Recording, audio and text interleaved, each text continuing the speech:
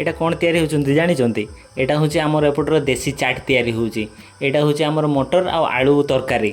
ଏଇଟା ଦେଖନ୍ତୁ ତା ସାଙ୍ଗରେ ପଡ଼ୁଛି ଏଇଠି ଆମର କାକୁଡ଼ି ଆଉ ତା ସାଙ୍ଗରେ ପିଆଜ କଟା ଦେଖିପାରୁଥିବେ। ଆଉ ତା ସାଙ୍ଗରେ ଏଇଟା ହେଉଛି ଜିରା ପକାଇଲେ ସେ ଦୋକାନୀ ଭାଇ ଦେଖନ୍ତୁ ପୁରା ବଢ଼ିଆ ସର୍ଭ କରୁଛନ୍ତି, ମାନେ ସଫାସୁତୁରା ଦେଉଛନ୍ତି ଠିକ୍ଠାକ୍, ମାନେ ବହୁତ ଟେଷ୍ଟି ତ ଦେଖାଯାଉ ଖାଇଲେ ଜଣାପଡ଼ିବ ଯେ କେତେ ଟେଷ୍ଟି।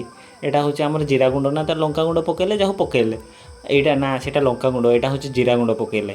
ଏଇଟା ଦେଖନ୍ତୁ ମାନେ ଦେଖିବାର ବହୁତ ବଢ଼ିଆ ଟେଷ୍ଟ ଦେଖାଯାଉଛି। ଏଇଟା ହେଉଛି ଟିକେ ମିକ୍ସଚର୍ ପକାଇଦେଲେ ତା ଉପରେ ଦେଖନ୍ତୁ। ଆଉ ତା ସାଙ୍ଗରେ କ'ଣ ପଡ଼ିବ ମୁଁ ଦେଖାଉଛି। ଏଇଟା ହେଉଛି କାକୁଡ଼ି ଆଉ ପିଆଜ ଗୁଣ୍ଡ। ଆଉ ଏଇଟା ହେଉଛି ଆମର ବୁଟ ୟା ସୋଲା ଯେଉଁଟା ବି କହିବେ, ତ ଏପଟେ ତ ସୋଲା କିମ୍ବା ବୁଟ ବି କୁହନ୍ତି। ଆଉ ଏଇଠି ଯେଉଁ କଳା କଳା ଯେଉଁଟା ପକାଉଛନ୍ତି ଏଇଟା ଦେଖନ୍ତୁ ବୁଟ ମାନେ ଚକ୍ ଚକ୍ କରୁଛି, ମାନେ ଦେଖିବାର ତ ବଢ଼ିଆ ଦେଖାଯାଉଛି। ଆଉ ଏଇ କଳା କଳା ହେଉଛି ଆମର ତେନ୍ତୁଳି ଖଟା। ଆଉ ଏଇଟା ହେଉଛି ଆମର ତାଳପତ୍ରର ଚାମଚ।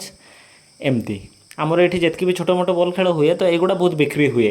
ତ ଲୋକ ସୋଲା ଖାଆନ୍ତି, ସୋଲା ମାନେ ଯେଉଁଟା ବୁଟ ମୁଁ କହିଲି ତ ସେଇଟା ଖାଆନ୍ତି, ନହେଲେ ଏମିତି ଘୁଗୁନି ଆଉ ଆଳୁ ତରକାରୀ ଯେଉଁ ନୁହେଁ କି ସେଗୁଡ଼ା ଭାରି ଜୋର ଖାଆନ୍ତି, ଲୋକଙ୍କର ଏପଟେ ବହୁତ ପସନ୍ଦ। ଦେଖୁନାହାନ୍ତି ମୋ ଜିନିଷ ବି ପହଞ୍ଚିଗଲା, ଆମର ଅର୍ଡ଼ର ଯେଉଁଟା ମୁଁ ଦେଇଥିଲି ସେଇଟା ବି ଆସିଗଲା। ଦେଖନ୍ତୁ ଟେଷ୍ଟ ତ ଦେଖାଯାଉଛି, ଖାଇଲେ ଜଣାପଡ଼ିବ। ସାଙ୍ଗକୁ ପଚାରେ ତାକୁ କେମିତି ଲାଗୁଛି, ଆଉ ସେ ତ ଧରିବା ମାତ୍ରେ ଖାଇବା ଆରମ୍ଭ କରିଦେଲା। ଭଲ ହିଁ ହେଇଥିବ ବୋଧେ, ସେ କିଛି ବି କହିପାରୁନି, ଖାଇବାର ବ୍ୟସ୍ତ ଅଛି। ସେ ବି ଖାଉ ଯାହା କରୁଛି, ତ ମୋର ବି ଆସିଯାଇଛି, ମୁଁ ବି ଖାଏ ଆଉ।